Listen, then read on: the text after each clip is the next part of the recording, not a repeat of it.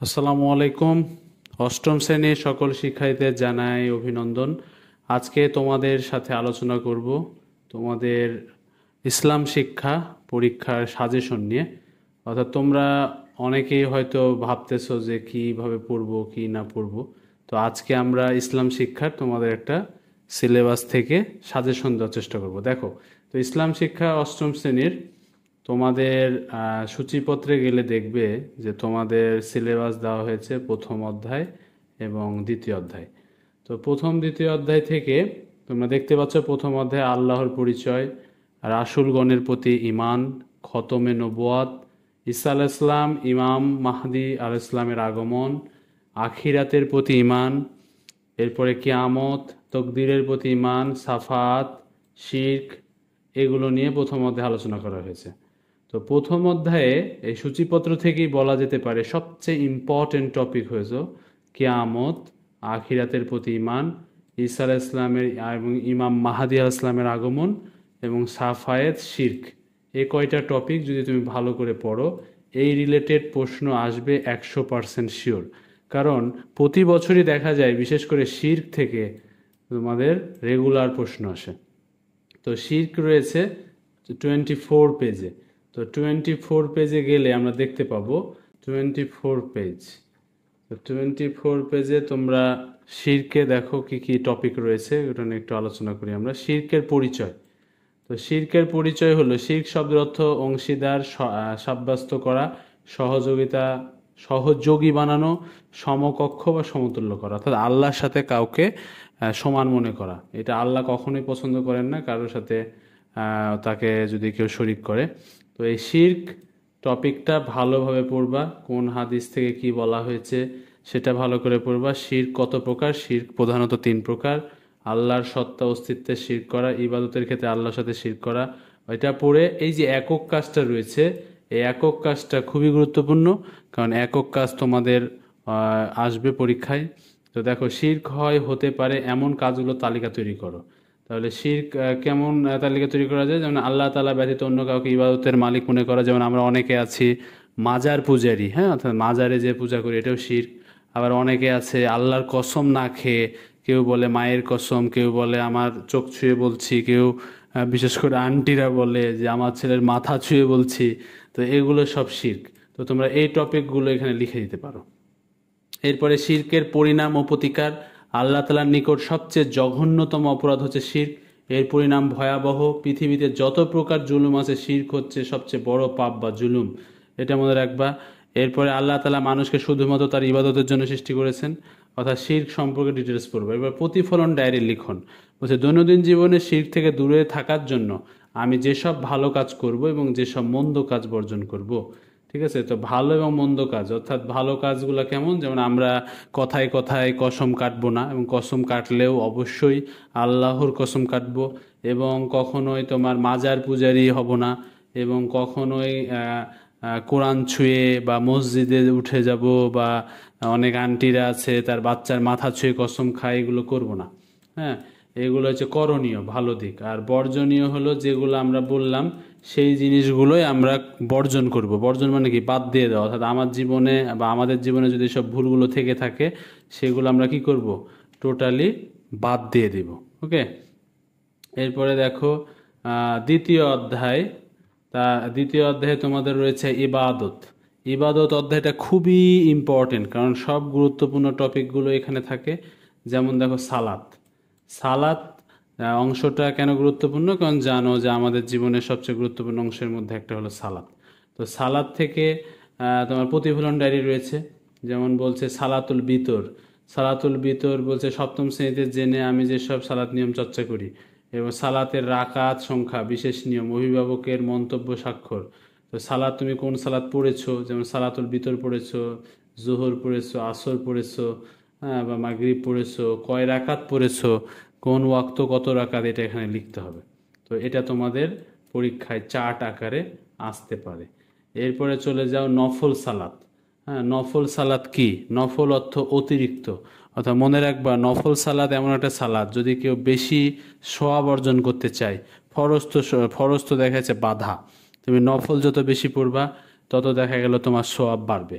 তো নফল নামাজটা সম্পর্কে জানা এবং প্রতিফলন ডায়েরি তৈরি করা। বলছে সালাত সংক্রান্ত শিক্ষকের বর্ণিত ঘটনা বা গল্পের শিক্ষা আমার জীবনে আমার নিজের জীবনে যেভাবে প্রয়োগ করতে চাই, পরিবারের সদস্য ধর্মীয় জ্ঞানসম্পন্ন ব্যক্তির কাছ থেকে 5 ওয়াক্ত ফরজ নামাজের পাশাপাশি নফল সালাত আদায় করার নিয়ম জেনে নিব। তো এখানে দেখো নফল সালাতের গুরুত্ব দেওয়া আছে। যেমন এখানে বলছে যে ব্যক্তি আল্লাহ তাআলার প্রিয় বান্দা হতে চায় তার উচিত বেশি বেশি নফল সালাত আদায় করা। সালাত রাসূল সাল্লাল্লাহু আলাইহি ওয়াসাল্লামের সবচেয়ে প্রিয় ইবাদত। তিনি বেশি বেশি নফল সালাত আদায় করতেন। ফরজ ও ওয়াজিব সালাত আদায় করলে অন্তরে যে নূর তৈরি হয়, নফলের মাধ্যমে তা বৃদ্ধি পায়, অন্তরে প্রশান্তি আসে। তো এটা পড়বা। এরপর সালাত আমার চোখের শীতলতা দান করা হয়েছে। সালাতেই আমার চোখে শীতলতা দান করা হয়েছে, অর্থাৎ এই সালাতের ভালো দিকগুলো সব লিখবা।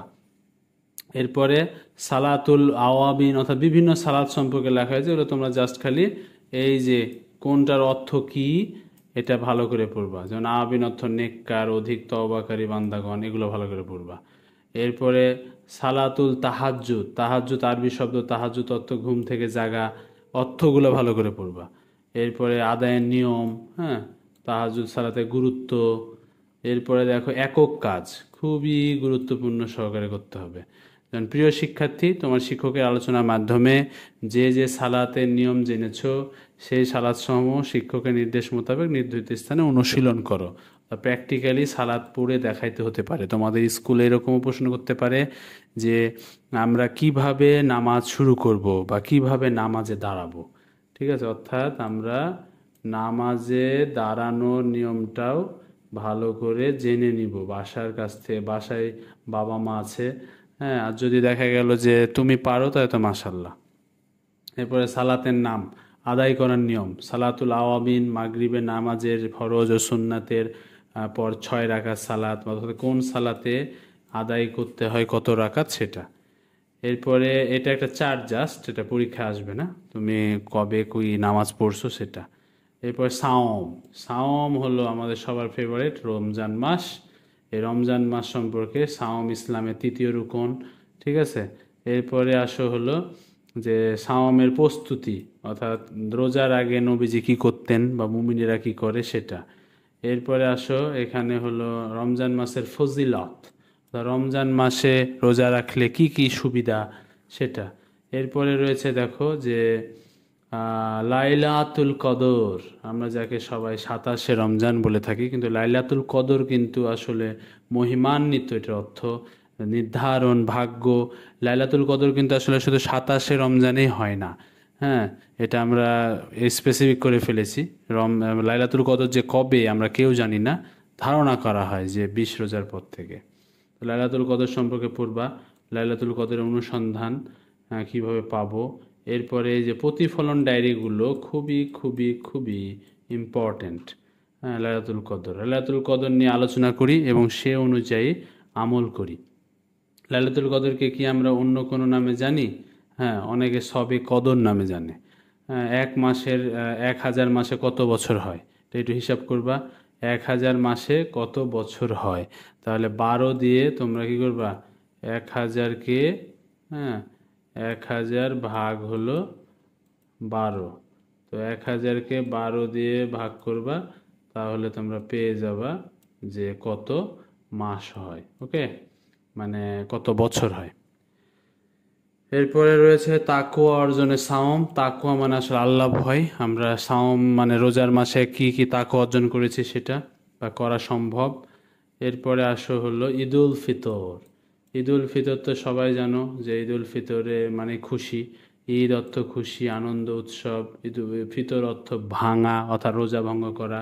তোমরা জানো যে ঈদুল ফিতরে কিন্তু নামাজ যে কেউ দেয় যে অতি ভক্তিতে রোজাদের কি বলে ঈদের দিনেও তোমার কি করলো, রোজা রেখে দিল, তাহলে এটা কিন্তু উল্টা পাপ হবে। এরপরে আসো ঈদের দিনে করণীয়, অর্থাৎ ঈদের দিনে আমরা কি কি করব। হ্যাঁ, সুন্দর পোশাক পরিধান করব, নামাজে যাব, এরপরে এসে দেখা গেল যে সবার সাথে কুশল বিনিময় করব, কোলাকুলি করব, আত্মীয় স্বজন বাসায় ঘুরতে যাব, তাই না? এগুলো ঈদুল ফিতরের দিনে করণীয়। এরপরে আসো ঈদের দিনে কিছু সুন্নাত আমল নিচে তুলে ধরা হলো। এগুলো একটু পড়ে নিবা যেন তুমি পরীক্ষায় দিলে লিখতে পারো এই টপিক 5টা। এরপরে আসো হলো এই টপিকটা অনেকে পারে না, এক পথে ঈদগাহে যাওয়া, ভিন্ন পথে বাড়ি ফেরা। এটা রাসূল সাল্লাল্লাহু আলাইহি ওয়াসাল্লাম ঈদের দিন বাড়ি ফেরার সময় ভিন্ন পথে ফিরতেন। অর্থাৎ দেখো তোমাদের ঈদগাহে যদি 2টা গেট থাকে, প্রথমে যাওয়ার সময় যে গেট দিয়ে যাবা, আসার সময় কি করবা, অন্য একটা গেট দিয়ে আসবা। হ্যাঁ, এটা রাসূল সাল্লাল্লাহু আলাইহি ওয়াসাল্লামের সুন্নাত। এরপরে আসো জাকাত। জাকাত খুব গুরুত্বপূর্ণ একটা অংশ, ইসলামের মৌলিক 5টি স্তম্ভের মধ্যে অন্যতম। জাকাতের অর্থটা ভালো করে পড়ে নিবা। আর জাকাতের শর্ত, অর্থাৎ জাকাত তো সবার উপরে ফরজ হবে না, মুসলমান হতে হবে। জাকাতে ফরজ হতে হলে নিসাব পরিমাণ, নিসাব মানে নির্ধারিত পরিমাণ সম্পদের মালিক হতে হবে। নিসাব পরিমাণ সম্পদ প্রকৃত প্রয়োজনে অতিরিক্ত হওয়া, ঋণগ্রস্ত না হওয়া, হ্যাঁ, সম্পদ 1 বছর স্থায়ী হওয়া, জ্ঞান সম্পন্ন হওয়া, বালেগ হওয়া, আর স্বাধীন হওয়া। বালেগ মানে সাবালক, 18 বছর বয়স হইতে হবে। জাকাতের ধর্মীয় গুরুত্ব, এটা একটু পড়ে ফেলবা।